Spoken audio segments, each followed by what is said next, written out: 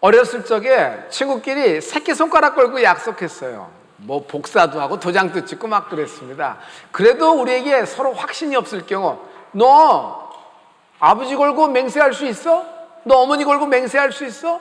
막 이런 얘기도 많이 어릴 적에 그냥 장난스럽게 많이 했거든요. 그러나 여러분, 마음과 본심과 진심도 그렇더라도 우리의 능력이 또 여러 가지 상황이 변하는지라 그걸 못 지키고 깨어지는 경우도 그렇게 많았습니다. 오늘 맹세라는 말씀이 진행될 텐데요, 하나님은 자신을 걸고 맹세하신다. 하나님은요, 자신을 걸고 맹세하신다. 히브리서 16장 13절부터 14절 말씀입니다. 굉장히 중요한 키포인트 되는 말씀인데요, 우리 이 말씀을 크게 다 같이. 하나님이 아브라함에게 약속하실 때에 가리켜 맹세할 자가 자기보다 더 큰 이가 없으므로 자기를 가리켜 맹세하여 이르시되 내가 반드시 너에게 복주고 복주며 너를 번성하게 하고 번성하게 하리라 하셨더니, 하나님이 맹세하여, 아브라함에게 맹세하여 말씀하신 말씀이 너를 반드시 복주고 복주며 번성케 하고 번성하게 하리라. 하나님이 강하게 약속하실 때, 특별한 사랑을 갖고 계셨을 때 하나님은 그 약속을 다시 한번 강하게 인을 치는 경우가 있어요. 그것은 하나님이 자신을 걸고 맹세하시는 것입니다. 여러분, 이 축복의 말씀은 아브라함에겐 유효한 것이 아니라 믿음으로 난 우리에게도 유효한 것입니다. 그러므로 오늘 붙잡아라. 계약할 때 보증금 걸고 계약합니다. 여러 가지가 모자르면 그만큼의 근저당 설정을 합니다. 물건으로 근저당 설정을 할 땐 딱 그만큼을 설정하는 경우는 없어요. 그것보다 더 큰 걸 걸고 할 때 유효하게 되는 겁니다. 그럼 계약이 성립이 되죠. 그 뜻은 반드시 이 날짜에 내가 모든 잔금을 치르고 깨끗하게 인수한다는 두 당사자 간의 맹세가 되는 겁니다. 고대 중동에서의 맹세는요, 두 사람이 맹세의 내용을 7번 다시 한번 반복하여 선포하며 읽습니다. 또는 두 사람 사이에서 7마리 양을 데리고 와서 그 7마리 양을 두고 맹세함으로 계약을 치는 겁니다. 여러분, 성경에서 12이라는 숫자는 뭘 얘기하죠? 12지파, 12제자 이렇게 생각되죠? 그런데 성경에서 7이라는 숫자는 무엇을 얘기해요? 여러분, 우리가 촛대를 얘기할 때 몇 촛대를 얘기합니까? 7촛대를 얘기해요. 그래서 성경에서 7이라는 숫자는 완전한 수, 완전수를 얘기하고 있어요. 여러분, 맹세라는 말을 여러분 굉장히 오늘 우리에게 레마되는 말씀으로 들어가길 예수님으로 축복합니다. 아멘. 맹세가, 하나님의 맹세가 첫 번째 임한 인물을 꼽자면 저는 아브라함을 뽑습니다. 아브라함이 모리아산 정상에 이삭을 데리고 올라갔던, 여러분 그 사건을 잘 알고 계시죠? 거기서 아브라함에게 하나님의 축복의 말씀을 하는데 그 축복의 말씀의 내용을 보면 우리가 다 잘 알아요. 여호와 이래 반드시 너를 복주고 뭐 하늘의 별 바다의 모래. 근데 거기에 무슨 말이냐면 하나님이 맹세하여 아브라함에게 이르시되, 맹세라는 말이 있어요. 창세기 22장 16절과 17절의 말씀입니다. 우리 이 말씀을 다 같이.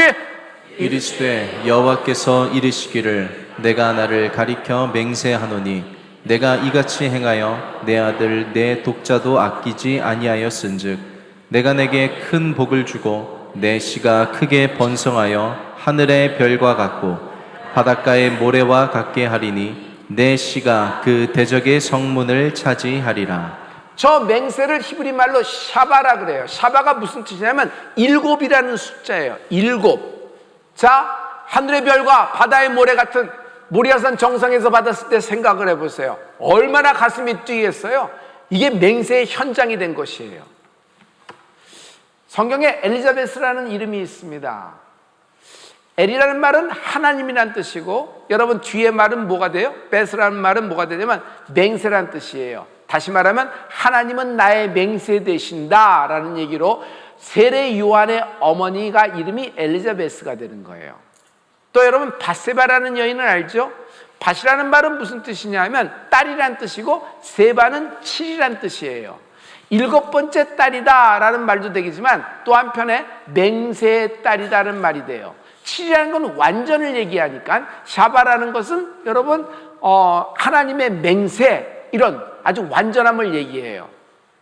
여러분, 맹세는 또한 하나님의 최후 확정되신다.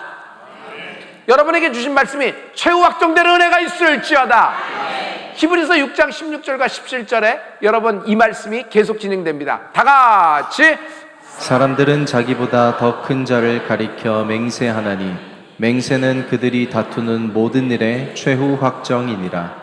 하나님은 약속을 기업으로 받는 자들에게 그 뜻이 변하지 아니함을 충분히 나타내시려고 그 일을 맹세로 보증하셨나니. 약속을 기업으로 받은 자가 뭐예요? heir. 여러분, 상속자라는 거예요. 상속자에게 하나님이 반드시 이 일을 이루시겠다고 하나님이 맹세함으로 보증해 주신 것입니다.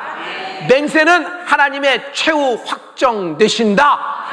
맹세는 하나님의 최후 확정되신다. 여러분, 자녀이면 야라씨, 하나님의 야라씨, 그리스도와 함께한 야라씨가 되는 것입니다. 이 어려운 히브리 말로, 한국말로 여러분 해보실래요? 자녀이면 상속자로 해주세요. 한국말로 해주세요. 자녀이면 하나님의 그리스도와 함께한 상속자에게 하나님이 최후 확정을 주십니다. 맹세라는 것을 한자로 볼 때 제가 깜짝 놀랐어요. 한자를 찾아봤는데 맹이라는 말이 무슨 말을 쓰냐면 일어날 기자를 쓰는 거예요. 일어날 기. 이게 중국어 성경을 보니까, 중국말을 보니까 한자를 맹세를 기자를 써서 실은 기세로 읽어야 되는데 그들은 맹세로 보는 것이에요. 그러니까 맹세는 뭐냐면 일어난다는 뜻을 갖고 있어요. 슬픔 가운데 일어나게 될 것이다. 실패 가운데 일어나게 될 것입니다. 여러분, 질병 가운데 일어나라. 너희 중에 병든 자가 있느냐? 주께서 저를 일으키시리라. 가난한 자가 일어나게 되는 축복이 있을지어다. 외로운 자 일어나라. 오늘 일어나는 축복이 있기를 예수로 축원합니다. 여러분, 일어나라 해보세요. 제가 무슨 말을 하든지 일어나라 하는 심정으로 여러분 한번 선포해 보실래요? 이 말이 파장을 일으켜 내 인생을 일으킬 줄 믿습니다. 이 슬픔 가운데, 이 좌절 가운데, 이 불안과 가난 가운데 교회가, 가정이, 내 인생이, 내 아들과 딸이, 대한민국이, 하나님은 나를 사랑하사 날 위해 맹세까지 해주신 분이십니다. 하나님 자신을 걸고 맹세를 하셨어요. 그러면 나도 가만히 있으면 안 되잖아요. 손바닥도 마주쳐야 소리가 나듯이 나도 맹세를 할까요? 여러분, 대답부터 하죠. 절대 아니다. 절대 아니다. 야고보서 5장 12절을 보면은 무엇보다도 맹세하지 말라고 적혀 있어요. 무엇보다도 맹세하지 말라고 적혀 있어요. 여러분, 마태복음 5장 33절부터 34절까지 보면요, 이 말씀을 보면 너는, 예수님이 직접 말씀해요. 하늘에서도 맹세하지 말고 땅에서도 맹세하지 말라 그랬어요. 이 말씀을 다 같이 또 옛사람에게 말한 바 헛맹세를 하지 말고 내 맹세한 것을 주께 지키라 하였다는 것을 너희가 들었으나 나는 너희에게 이르노니 도무지 맹세하지 말지니 하늘로도 하지 말라. 이는 하나님의 보좌임이요. 자, 그러면 인간도 맹세하라고 하셨어요? 절대 아니에요. 여러분, 제가 물어볼 테니까 절대 아니다라고 한번 해보실래요? 그럼 하나님은 우리에게 맹세하라고 하셨습니까? 절대 아니에요. 우리가 맹세할 필요가 없어요. 대신 붙잡아야 한다. 대신 붙잡아야 한다. 여러분, 하나님 말씀은 어때요? 굉장히 빠른 속도로 지나갑니다. 달려가는 거예요. 하나님 말씀이 가만히 있어서 내 곁에 있는 것 같아요? 여기다 초막새 찍고 하나님 말씀이 가만히 계세요? 아니요. 말씀은 속히 달려가는 겁니다. 붙잡는 은혜가 있을지어다. 어떻게 하면 붙잡을까요? 라는 것이 오늘 포인트가 되는 거예요. 자, 맹세에 관하여 붙잡은 인생의 첫 번째 모델은 아브라함입니다. 아브라함의 태도를 보죠. 아브라함은요, 여러분, 갑자기 자기 집 앞으로 세 사람이 지나가는 것을 봅니다. 창세기 18장 3절의 말씀이에요. 우리 이 말씀을 다 같이 이르되 내 주여 내가 주께 은혜를 입었사오면 원하건대 종을 떠나 지나가지 마시옵고. 여러분, 이게 지나가는 거예요. pass by, 패싱하는 거예요. 지나가는 거예요. 아브라함 집을 목표로 세 사람이 온 곳이 아니에요. 이 사람은 여러분 천사들이에요. 그 중에 한 분은 하나님이세요. 그런데 아브라함은 사람으로 보이는 거예요. 이게 지나가는 거예요. 근데 아브라함은 두루누워 있다 갑자기 벌떡 일어나 세 사람 앞에 무릎 꿇고 간청을 합니다. 내 앞을 지나가지 마소서. 내 집을 지나가지 마소서. 나를 지나가지 마소서. 간청을 하여 아브라함이 세 사람을 집으로 모셔드리면서 여러분, 아브라함의 축복이 시작되는 것을 볼 수 있어요. 약복강에서 천사하고 씨름합니다. 날이 새도록. 날이 새니까 천사가 떠나려고 합니다. 지나가려고 하는 거예요. 근데 야곱이 어떻게 해요? 삿바끈을 놓지 않아요. 붙잡는 거예요. 나를 축복하기 전에 못 갑니다. 나를 축복하기 전에 못 갑니다. 지나가지 못합니다. 지나가지 못합니다. 여러분, 붙잡는 은혜가 있을지어다. 이름이 바뀌어버려요. 이름이 바뀌어버려요. 너 지렁이 같은 야곱, 너 이제 야곱이라고 하지 말라. 이스라엘이라고 하라. 신약에서 갈릴리 바다에서 사건이 생깁니다. 예수님의 제자예요. 주님의 사랑하는 제자들이죠. 너희들 배 띄워라. 예수님은 산에 계시고 예수님의 제자들은 순종하고 뭔지 모르지만 배를 띄웁니다. 점점 어두워지는데 폭풍이 부는 거예요. 이상해요. 순종했는데 왜 폭풍이 불어? 순종했으면 폭풍에도 순풍으로 바뀌고 해가 확 빛나고 앞이 쫙 갈라지고 뭐 이래야 되는 거 아니에요? 근데 오히려 거꾸로 된 겁니다. 근데 주님은 저 산에서 멀뚱멀뚱 보고만 계시는 것 같아요. 어부들이니까 갈릴리 바다 물때만 봐도 잘하니까 노를 젓습니다. 근데 물때가 안 잡혀요.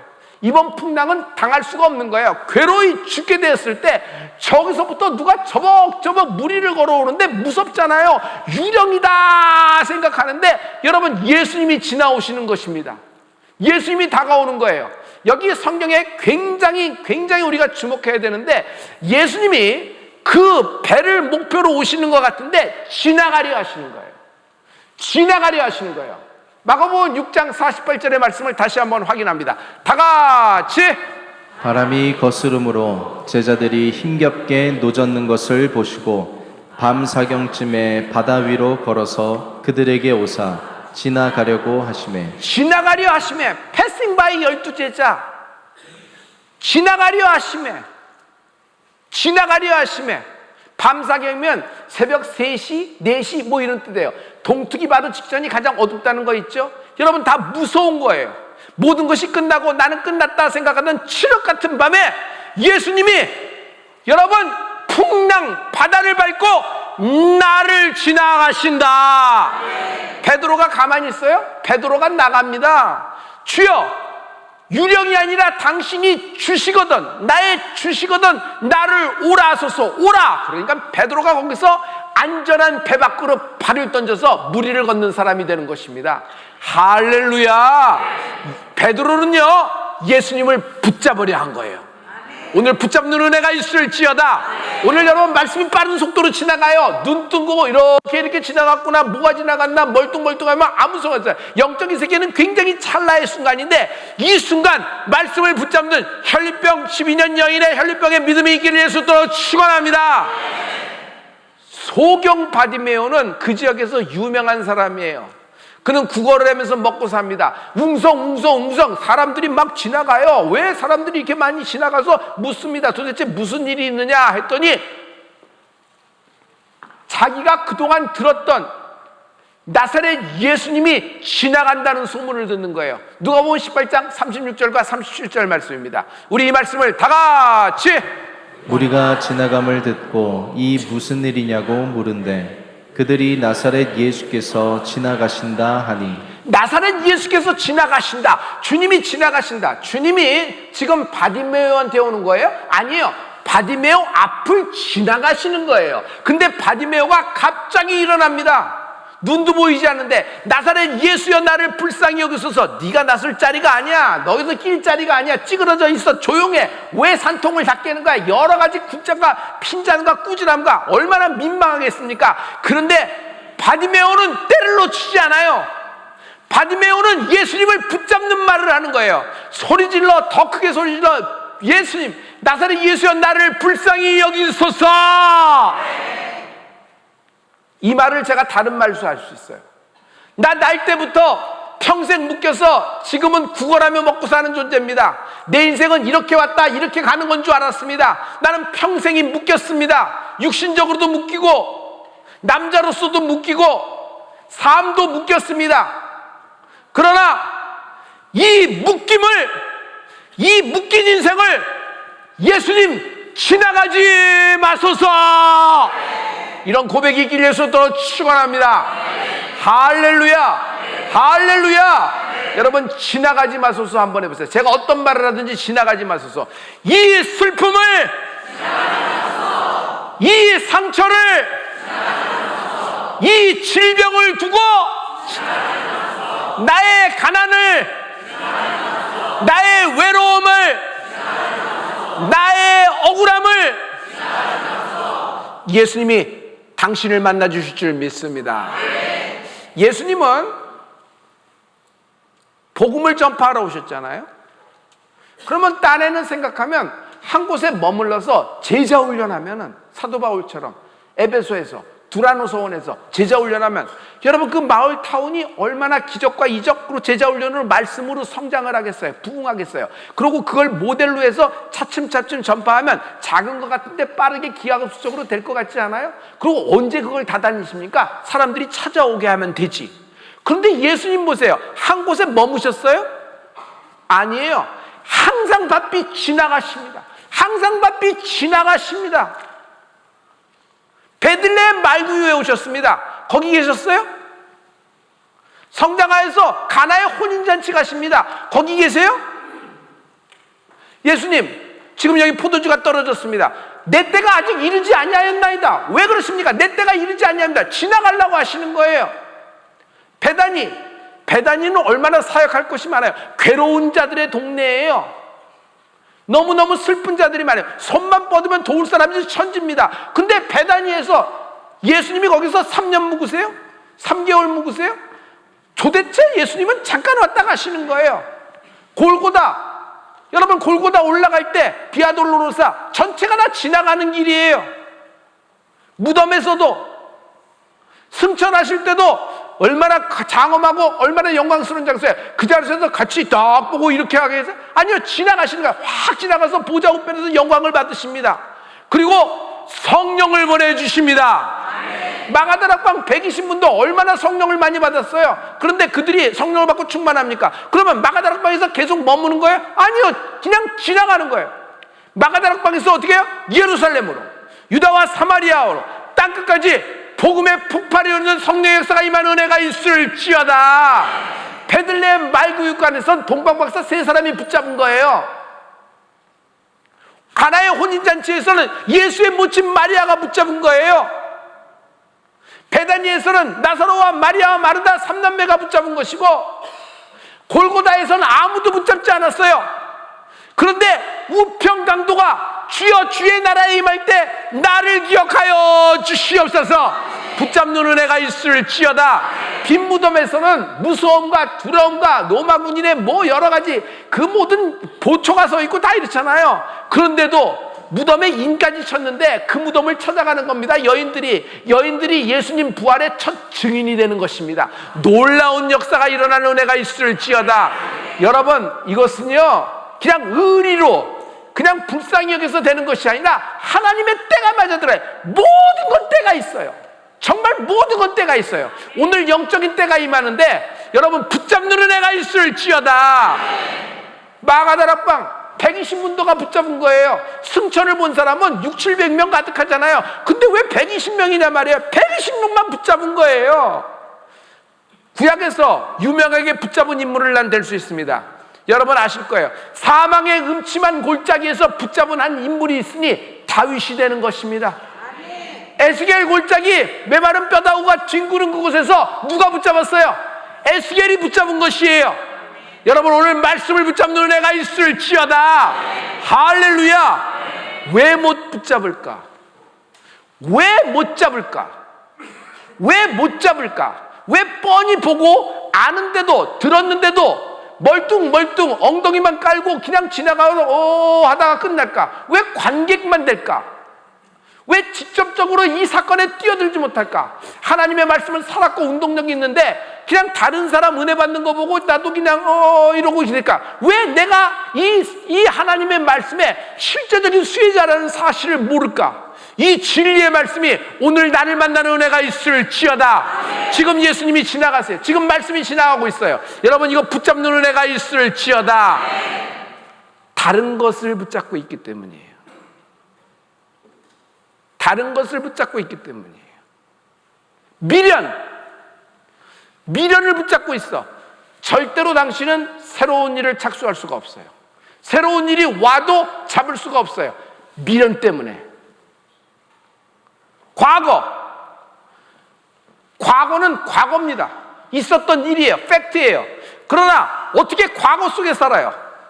과거에 성공했습니다. 지금 현재도 그 과거 얘기하면서 과거 속으로 살고 있으면 여러분 이건 안타까워요. 하나님이 우리에게 새 날을 주시고 새 역사를 일으키고 새 일을 우리에게 축복해 주신 것입니다. 하나님이 맹세까지 하시면서 자신을 걸고 맹세까지 하면서 우리에게 말씀하셨어요. 내가 반드시 너를 복주고 복주며 번성하게 하며 번성케 되리라. 집착에 붙잡혀 있어요.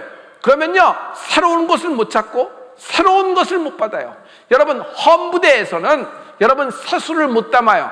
새부대가 되는 은혜가 있을지어다.